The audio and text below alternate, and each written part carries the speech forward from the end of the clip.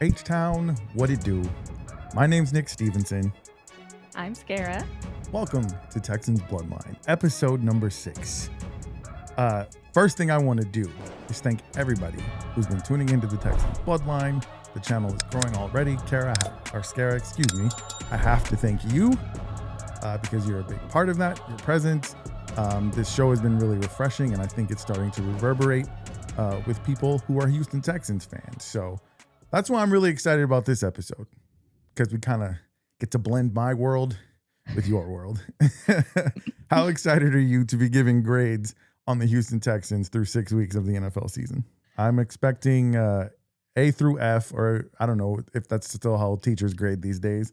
Yeah, I mean, I know I'm going there's to have new to things. go with the C because we're 2 and 3, right? Yeah. So we're going to break it down. We're going to give both team grades on both sides of the ball. We're going to do individual grades, and we'll see at the end what we give the overall team. Okay. C so far sounds about right, but we'll go through each of these individuals, and then we'll find out exactly what grade you're going to give them. Let's start off with a couple of questions since we're not really at the midway point. That's why I didn't want to call it a midseason grade. We'll call this a progress report. There we go. But before we get into doing those grades, I wanted to ask you, after an 0-3 start, which you mentioned, it would have been really easy for you just to give up and be like, this team sucks. I don't want to do this. It was tempting. Of course. I want to know, besides the obvious that they won the last 2 games and they won them in pretty convincing fashion, what is it about this team so far that's made you hang in there? And you even said you went from starting out as a 3 to a 7 in your fandom scale. So what are you really liking about this team that's made you hang in through that terrible start? I think what helped a lot is doing my research in the beginning on the characters. Sorry, that's the theater coming in. Yeah, of course. The players, and getting to know them as people and their background and where they came from. Mm-hmm. And I know going into our test episode, I had a few names in mind of, For sure. boys to look out for. And so I think getting to know them and then watching them even though the first 3 games, it was like, I had that teacher disappointment. Right, of course. Like I'm going to need you to, I know you can do better. I'm going to need you to get your stuff together. Exactly. And I wanted to give them at least 1 win before I quit. For sure. Maybe they heard that. I spoke it into the universe. I had said something at one point, and then they won. And maybe I spoke it into the universe, and I told them, "Look, don't let me give up on you." Yeah. So one time, somebody asked me on the outside looking in, and this is when the Texans were really bad. Like, they were only winning 2 games for the entire season. And somebody said, "Why do you like the Texans, man? They suck." And I said to them, "Look, man, it's like being a parent. Sometimes your kids disappoint you, but you still love them. And you still want them to do better." So that's kind of how I feel about the Texans. And maybe you kind of got that feeling, like you said, that teacher disappointment. And the good thing about it is I feel like for every fan of any sports team, the real fans have to kind of go through that struggle to appreciate the ascension, And so even though it's a very small sample size, I think you already experienced that just a little bit. 0-3 is a rough start. And then the last 2 games, being kind of encouraging, and we're headed into a week 7 matchup that we have a little bit of optimism now. So you probably parenting, teaching, it's kind of the same thing. And I definitely agree. And I would say that the wins or those games weren't just winning games; they were fun to watch. They were interesting. For so sure. I think that helped a lot. 100%. That kind of leads me to my next question, because you used to watch football, used to go to the games and really enjoy the atmosphere and the crowd. But now that you're paying a little bit more attention and with a little bit more intent to the game itself, have you figured out like what's your favorite part of the game? Like, what do you enjoy watching the most? I think my instinctual answer would be I just love watching how capable they are of grabbing that ball out of the air Hmm. when moving. Right. Sometimes they're on like they grab it over here, but they're running a different way. I don't know. It Yeah. just those I don't know, those nice throws and catches are like yay for me. Yeah, yeah. Super athleticism is what I would call it. Like Mhm. superhuman. I think we as mortals sometimes watch them do these things on the field. And no, I agree with you. That's one of the reasons that I love the NFL. You just see guys doing things that the average human being can't do. And I think that always makes people interested. Right. Um, So I used to one of the rewards in my classroom was going outside to play football. mhm, And so I only allowed throwing of the football right. because I didn't want to be responsible for a medical emergency. Of course. But I'd get out there with the boys and we'd throw back and forth and them and I could only, we could decently throw for the field we were on and Right. then I look at the Texans, right? And Yeah. they're throwing like 4 or 5 times as far, and Yeah. it doesn't even look like they're putting effort in it. They're just like, and then it goes like all the way. Yeah, I yeah, for don't. sure. It's It's and it's funny because I love going to high school football games. I love the atmosphere of high school football. And there's kids on the field, 95 or more percent of them will probably never play beyond high school. You have the few who may go on to play college, and then even fewer who will go on to play the pros. But you just see that there's levels to it. When you watch a high school football game, sometimes it's a little bit sloppy. And there may be one or two guys who really stand out amongst the most against the others. Um, and then obviously, in college. So if you ever you've been to a pro football game. I think one thing that the TV doesn't translate very well is just how fast and huge these guys are. Like to be that size and to be able to move that fast is pretty incredible. So I think I agree with you. The athleticism. Do you like the defensive side or the offensive side better? offense. Of course. That's Yeah. the that's the I that's the sexy answer, right? Put up those points. yeah, I know. I knew that. I was like, yeah, but I It's got to be okay. honest. Yeah, yeah, 100%. Um, for me, I mean, I think most fans enjoy that. There are some who like the hard hits on defense. I think because the game is changing, um, and it's a little bit harder for these defensive players to make the correct play without having to worry about, hey, let me make sure I'm not breaking a rule or I don't want to injure this person. So offense is really taken off in the NFL. That's why scoring is higher than it's ever been. People are throwing the ball more than running the ball. So it's understandable. It looks good and aesthetically pleasing is never a bad thing. So And have maybe you, you'll get more new baby blood fans. that's what I'm talking about. That's what we really, really hope for. And I think that's happening. That's why I want to thank you so much for your contribution to this show, to my channel. Hopefully, we continue to get those subscriptions going, and then we'll really take off here. Have you decided who your favorite Texan is yet? I like a few. Mm, Collins and Hutchinson, I think. Yeah, yeah, yeah. That's who I'm going to go with right now. Hutchinson was your underdog at the beginning of the Mhm. season, and I've noticed that every time he's in the game, he does something good, and he's Yeah. been rewarded by being put in the game more often. And so, hopefully, we'll see a lot more of him. He scored his first 2 touchdowns last week. Um, Yeah, I you know what? I'm gonna liken him to, they I used to get a lot of the bad kids in my class because huh, I could handle them, the boys that were difficult for other teachers, yeah, but I got to know them and I just, they would work for me because they wanted to do well. yeah, And so when I started giving them chances and not assuming they were going to be an issue, that right. same thing. They started to blossom. They started to work harder and do better, and then encourage them to spread their wings and keep going. And I got to root for the underdog because that's always been like my heart. Yeah, yeah, for sure. And here's the thing about Hutchison. This is his third year in the league. His first 2 seasons, he was even struggling to make the roster. Oh There's a yeah, couple of times he got sent down to what they call their practice squad, which, you're a part of the team, but you're not on the 53-man roster. You're basically on reserve in case somebody gets hurt or something like that. So for him to go from that to what we saw in the Ravens game, I had a feeling that was going to be your answer, to be honest. And I'm really proud of him too. He's been fun to watch. So hopefully that continues because there's a lot of football left, and the Texans are a little bit behind the 8 ball. So we're gonna try to uh, wish that or speak that into existence. That Xavier I mean, Hutchinson. he's hungry for it. Yeah, for sure. He did an interview with Kay Adams. She does a show. It's called I can't remember the name of her show now. She does a show on NFL Network.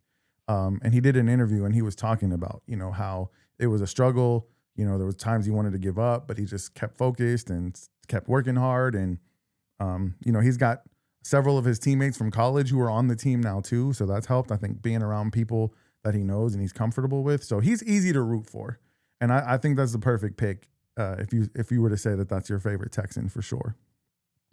Okay, it's time to be teacher. The first grade I want you to give out, and this is probably going to be a rough one, is grading of the offense. Now, they are ranked 20th out of 32 teams, and I'm going to be honest with you, when I did my research, I was surprised they were that high. Oh, no. It helps if you score 70 points in the last 5 quarters, but everything before that was pretty bad. But yeah, they're ranked 20th out of 32. So what would you grade the offense as a whole on a scale from what we've seen from the beginning of the season to now? Is this progressive testing? Yeah, we're just going to say for the last 6 weeks, obviously I think you could separate what we saw for the last several quarters. Well, you know what progressive testing is? No, yeah? Go ahead and explain that. So it's like, okay, so you take your test 1 and you've got that score. And then you take test 2 and whatever test 2 score is, you apply it to test 1 because Oh, okay. you've shown that growth. Okay. It's often used in math because the math gets more difficult in builds. Of course. So you have to have the lower thing. So anyway, so I ask, is it progressive testing? So are we only giving a score on, the You're the teacher. You tell whole us. 5 games or the Yeah, what would you in that scenario, what would you give their progressive testing grade? I'd say progressively, I'd say a B. Okay.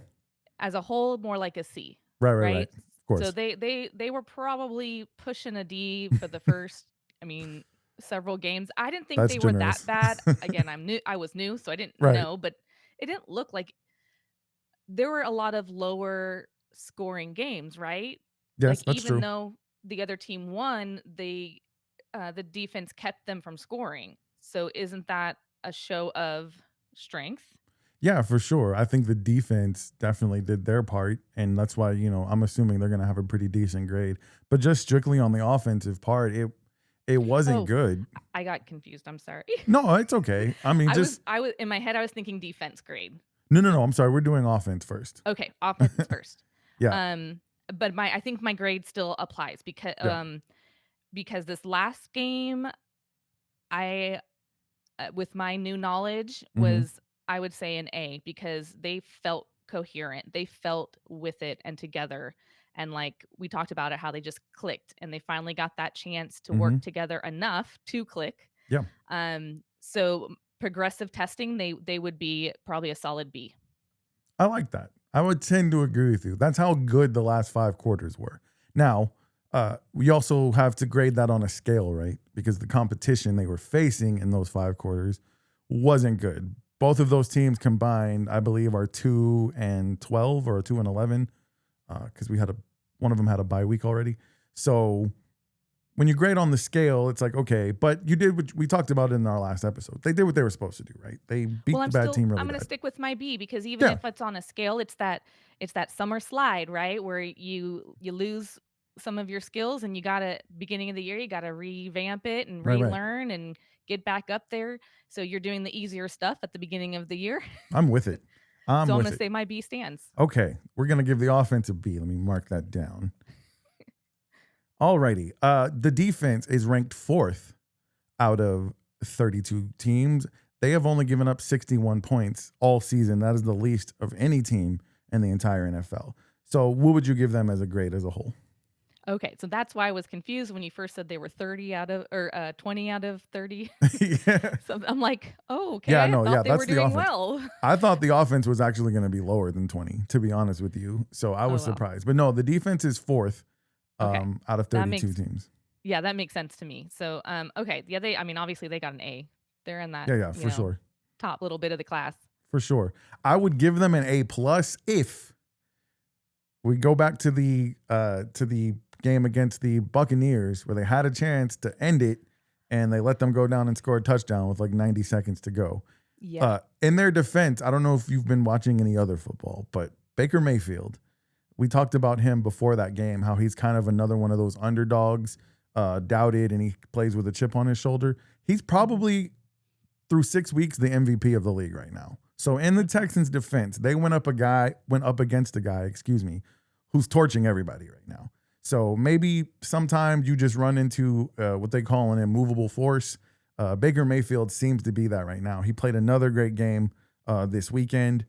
And so that being said, though, I mean, one tackle, and not only do you beat them, but I would definitely give them an A+. But I think A is fair, 100%. Yeah. Well, the problem is they were holding him back and the team back for that whole game, and that's when they decided to Right. slack a little Right. bit. 100%. It was like what 2 feet from the end zone. Yeah, for sure. So that close, that's the margin, that close to getting an A+. And honestly, we talked about how one fumble in the first game, a fumble by Nico Collins in the third game, and then that missed tackle. I mean, you could be 5-1 right now, to be honest with you, or 4-1.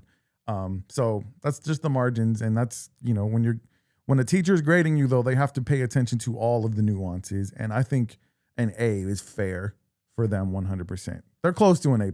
I think after getting rid of the cancer in their locker room and CJ Gardner-Johnson, they've played a lot better since then, haven't given up any big plays. And he was one of the reasons they were giving up some of those. So there was some problems with continuity. That to me. Oh, you know what? That happened on the week we took off. I apologize. Okay. So CJ Gardner-Johnson, he plays safety. So in the defense, he's basically the stopgap. He's the guy. There's two guys in the back of the defense normally. They're the ones who protect you from giving up deep plays. They signed a gentleman named CJ Gardner-Johnson. He played on the championship team last year, the Philadelphia Eagles. So everybody was really excited about him. And then through the first 2 games, he just wasn't good. He was giving up big plays. He wasn't taking accountability. He was pointing to his teammates and blaming them when they're like, hey, bro, you weren't in your position where you were supposed to be. And there were several videos that, some people had broken down where they were showing, hey, on this play, CJ Gardner-Johnson's supposed to be guarding this guy. Instead, he runs to this guy and his man is wide open. And a lot of those big plays we saw against the Rams and against the Buccaneers happened because CJ Gardner-Johnson had busted coverage. And to DeMeco Ryans' credit, he cut him after 2 games. And even though everybody was really excited about that acquisition, he's a former champion. So he kind of came in with that chip on his shoulder. A lot of reports were that he was criticizing the team and saying, oh, well, this is how we did it in Philadelphia. And DeMeco Ryans decided, yeah, I can't have this. So he let him go after 2 weeks. After 3 weeks. I'm sorry. So when you get cut, are you is he off the Texans or is he back on backup roster? No. He's been cut from the team. And I believe the Ravens, who we just played, I think they signed him because they have so many injuries now. They need players. So I think the Ravens picked him up after the Texans cut him. So yeah, he only had a 1-year contract. And the way the NFL works, all of your money is not guaranteed. You have a certain amount of guaranteed money. And then the rest of it is there, if you hit certain incentives or if you finish the season. And so he didn't have fully guaranteed contract. And I think he was only making, he was making $8 million. Right. But when they cut him, more than likely they have to pay him whatever was guaranteed. And then he's able to go sign with another team, which he's done. But I give DeMeco Ryans credit for that. And that's going to kind of factor in because we're going to grade him a little bit later too. Just doing what's necessary to keep, the culture of your team the way you want it, for sure. I don't know. Special teams is hard to grade. They're 16th ranked. That means, whenever they do have a kickoff, they've been middle of the pack as far as their return yardage. And I don't think, Kaimi Fairbairn has missed 1 field goal. Okay. But they're kind of middle of the road. And I think a middle of the road probably deserves a middle of the road grade, right? Well, I'd say a B. Okay. I mean, I like Jalen. Jalen Noel has had some good returns. And Kaimi Fairbairn, he's reliable. Yes, he's missed 1, but he actually is the highest scorer in Texans history. He's been with the team that long. So I think I've seen every field goal I've seen has been made. Yes. So that one I must have missed Yeah, somehow. he's only missed one all season, which is pretty good. And I saw them miss what, like 20, it felt like? The other team. Yeah. The Titans missed 2. What is it? The Buccaneers missed 1. And then we blocked 1 too. Yeah, B is a good grade. Even though, like, yardage wise, they're only 16th. I think special teams has been good. So here's for me. Well, one, I've always been an easier grader. Let me say that, Okay. and only because if you're doing the stuff, then you're trying and you're working to advance yourself, right? Word. And a C is like, I don't care, miss. I'm just trying to, not have to do this again. Right. And a B is like, I'm working. I'm just not great at it, but I'm trying. Yeah, for sure. I like that. I liked when my teachers were like that because I usually needed that kind of help on my grades. So I definitely appreciate that. Yeah, so we'll say special teams a B. I tend to agree with that. All right, now we're going to grade individuals. I remember in our first episode, you kind of gone over the numbers you were expecting from CJ Stroud to prove he was one of the better quarterbacks. Well, so far, he's thrown for 1,076 passing yards. He's got 8 touchdowns, 3 interceptions, and a 102.1 passer rating. That's a combination of how many passes you've thrown, yards per throw. There's actually quite a bit that goes into that calculating, but usually the scale of what a good quarterback is anywhere from 95 to 98. So he's definitely above average. The top 5 quarterbacks are going to be in the 110s, 110s. He's not quite there yet. So he's kind of middle of the road right now, slightly better than average, I would say. What would you give him as a grade? Because I know you've watched him carefully all season long. What would you give him as a grade so far? He's got that B as well. Okay. His first few games, he just, we talked about this. He just couldn't mentally be present. It felt like. Yeah. And then the last game in particular, he was like locked in, right? And yeah. Yeah. And what's funny about that is that you being a newer fan of football, you even noticed that. But I'll tell you, the media, people who've been following this game for a long time, everybody noticed that very same thing. So the fact that you could notice it, it had to be painfully obvious, right? And I think his body language was 10 times better. And I know it's better when you're winning than when you're losing. But even after the game, he got back to thanking Jesus, and it was just a different feeling. It was definitely different. What about Nico Collins, one of your faves? He's got 22 receptions, 312 yards, and 3 touchdowns so far. So you're going to have to explain the relevance because I don't remember the numbers and like what's good. So, so a really good season, you're going to have at least 1,000 receiving yards by the end of the season. And he's at what? He's at 312. And with 11 more games to go, 12 more games to go. He's had a couple of games where he wasn't found. I know we talked about that in the first game. He almost did nothing. I don't really feel like that was his fault, though, because once again, when we're grading on a scale, we had offensive line problems, quarterback problems. Stroud wouldn't let go of the ball problems. Exactly. So grading him based on that scale, I mean, the fact that he's got 22 receptions, 312, 3 touchdowns, I forgot to see where that ranks him, but I feel like that's pretty good still.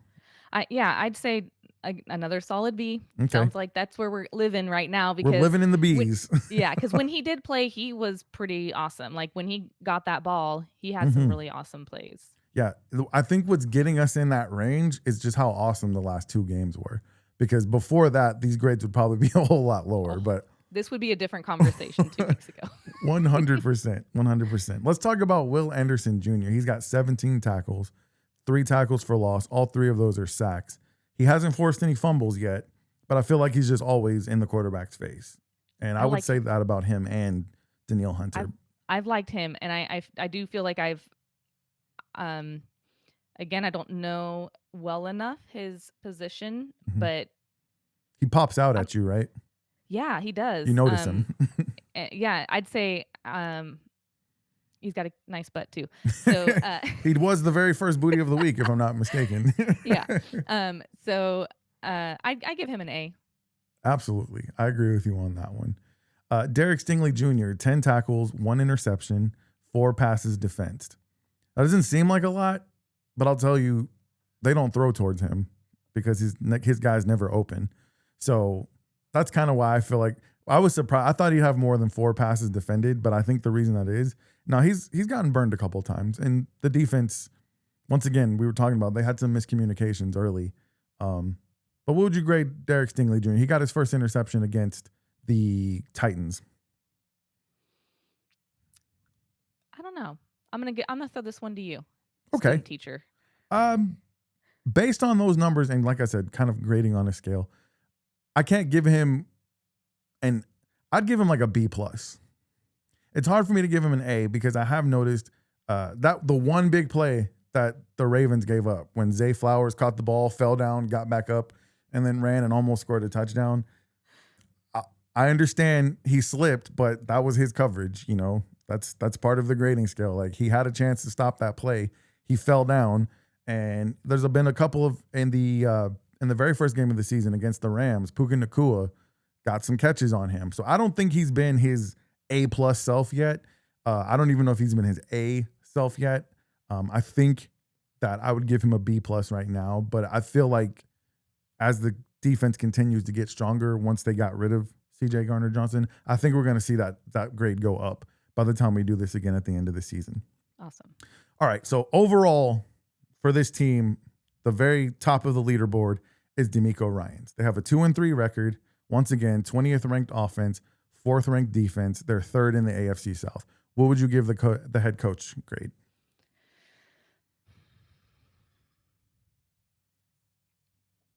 I don't know.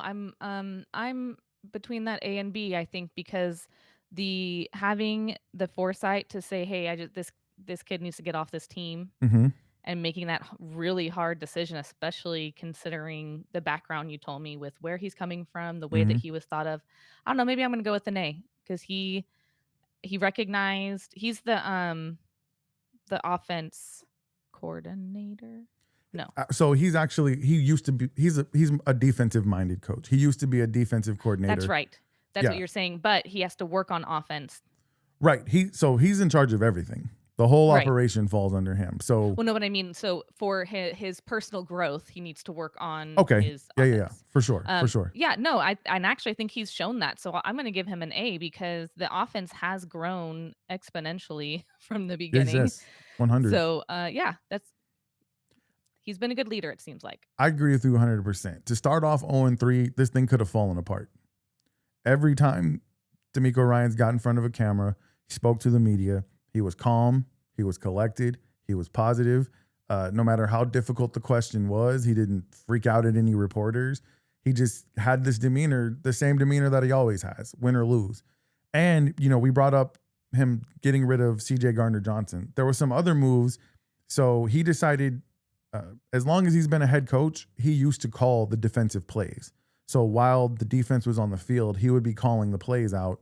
And so the middle linebacker actually has a microphone in his helmet. So how it works is usually the defensive coordinator will call the play into the middle linebacker, and then the middle linebacker relays to the rest of the team. Well, DeMeco Ryans, and a lot of head coaches do this, whether they're offensively minded head coaches or defensive, they'll call the plays for whichever side of the ball they're most familiar with or more comfortable with. The first game that DeMeco Ryans decided, you know what, I'm going to give play calling duty to my actual defensive coordinator, which is Matt Burke, was the Titans game when the defense did not allow a point at all.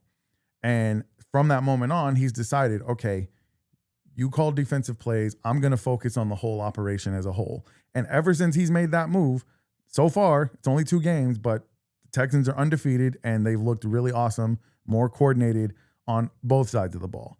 So I agree with you 100%. DeMeco Ryans, for a 2-3 team, is doing a really good job. The fact that they're ranked 20th on offense, like I said, I thought that was going to be way lower. 4th ranked defense. And all things considered, because we had a couple of losses in our division, the Texans are 2-3. The Jags are now 4-2. So they're still alive. They have a chance. There's hope that if they can get this thing right, string some wins together, you still get to play the teams that are ahead of you. So that's going to help. The overall outlook after that terrible start is actually optimism. So I have to give credit at the top to DeMeco Ryans. So I agree with you 100%. And it sounds like he understands that it is a team effort, and it's not just him. For sure. And I guess I don't get I'm the head coach and I'm all that, and it's Right. just about me kind of attitude from him. No. And I agree with you. And I feel like the team is a really good reflection of who he is as a person. Everybody is about the team. And that's why CJ Gardner-Johnson, he had to go because he wasn't about the team. And so, I give him all the credit in the world for that. So we just talked about it briefly. Here's what the Texans are up against this week. The Colts won again. They're 5-1. I don't feel like they're that good. They keep beating really bad teams. And the one good team they played, they lost. And honestly, one of their wins was on a phantom penalty where they got an extra chance to kick a field goal. I feel like they're one of those teams who has a good record, but they're not as good as they look or as their record says. Kind of like I feel like the Texans are probably better than their record says, right? The Jags lost to the team we're about to play. So if we can beat the Seahawks and the Jags just lost, that's going to be a really big confidence booster for not only the team, but I think for fans. Like, we're going to feel like, okay, now we're 3-3. We got some more games coming up in our division, especially if they win in Monday Night Football, bright lights. I will tell you that traditionally the Texans have not done well. They've already played one Monday night game. Didn't go well. I think you talked about that they're not good on national television. Yeah, it hasn't been good over the course of their history, to be honest with you. They've had a couple of decent showings. But if you can go into Seattle, where it is a very hard place to play, Seattle is notorious for being one of the loudest stadiums, even when their team's not good. The fans are just, I think it's also probably the design of the stadium. Like, the seats are right on top of you. It's one of the loudest stadiums in the league, and their fans have the nickname called the 12th man. So there's 11 men on the field, and the fans are so impactful that they call them the 12th man. And the Seahawks are 4-2, so they're not a bad team. So that's what they're up against. But I think we're a lot more optimistic today, like you said, than we would have been 2 weeks ago, right? If they win this game, everything changes. I think the entire city starts to get behind this team more, and this show will be a lot more fun to do, to be honest with you, right?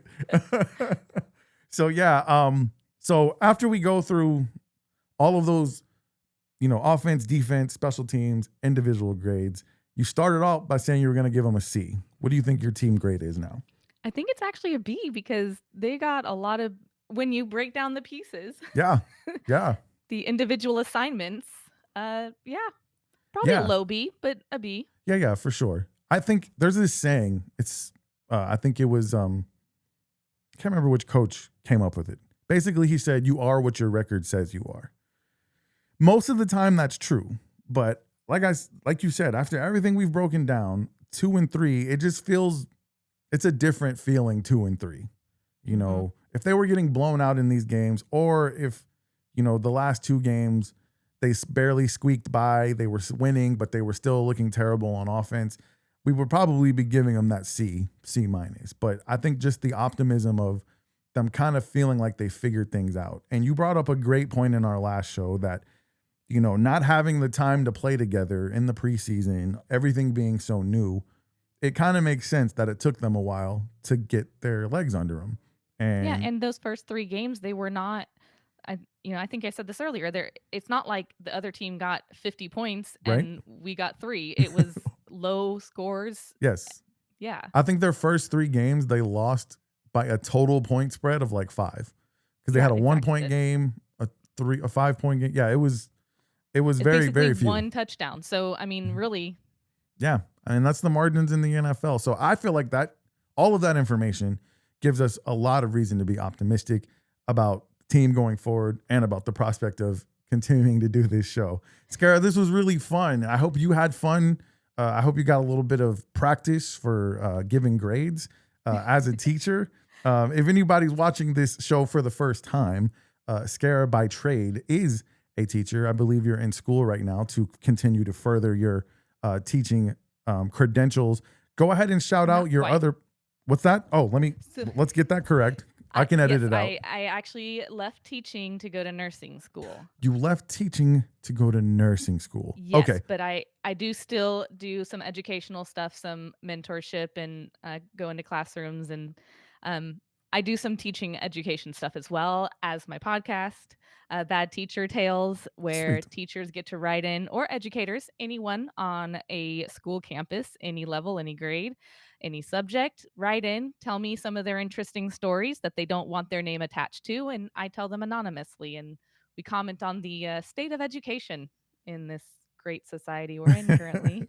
For sure. And you've seen it from all angles now, being a teacher and a student. So yes. Beautiful. Okay, so let me correct myself. Scara Kay was formerly a teacher by trade, now in school to be a nurse. But still, I think that teacher will always be a part of you, 100%. Definitely.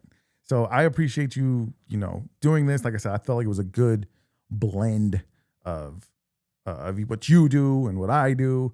And the Texans got a B, which I'll tell you what, if I was in school and if I was a quarter of the way through the school year and I had a B, I would be ecstatic. I would hang that on my refrigerator and ask my mom to put gold stars next to it.